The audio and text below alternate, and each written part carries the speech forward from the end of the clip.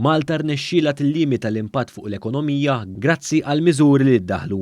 Hekk stqar il-Prim Ministru Robert Abela waqt is-Summit Globali tal-Organizzazzjoni Internazzjonali għax-Xogħol l-ILO u li fih ipparteċipaw madwar 70 kap ta' stat jew gvern.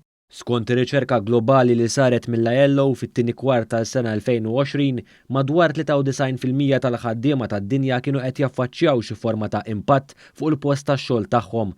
Dan jikkontrasta mas-sitwazzjoni f'pajjiżna fejn skont l-Uffiċċju Nazzjonali tal-Istatistika l-impatt inħass minn madwar 62% tal-impjegati.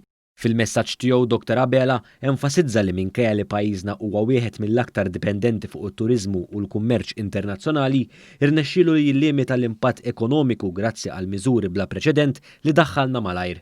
Dawn jinkludu l-COVID-19 Wage Supplement, benefiċċji soċjali ġodda, moratorju fuq dejn eżistenti, differimenti ta' taxxa u garanzija fuq dejn ġdid. As a result, we protected more than half of private sector jobs. Our unemployment rate remained well below the historical average. In the first quarter, our GDP managed to remain in positive territory. Il-Prim Ministru sostna wkoll li dan ma kienx ikun possibbli li kieku f'pajjiżna ma sarx dialogu soċjali aktar intensiv li wassal biex min jaħdem u min iħaddem jerfgħu il-pis flimkien.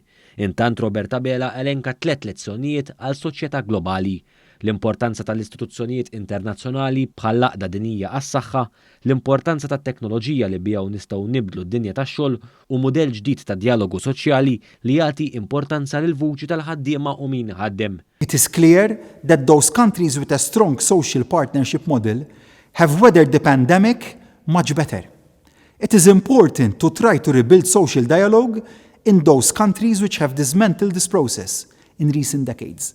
Fost mexxejja oħra li indirizzaw is-summit kien hemm id-Direttur Ġenerali tal-Għaqda Dinjija tas-Saħħa, is-Segretarju Ġenerali tal-Ġnus Magħquda, id-Direttur Maniġerjali tal-Fond Monetarju Internazzjonali, il-Kanċillier tal-Ġermanja u l-Prim Ministri tal-Italja, Spanja u l-Kanada.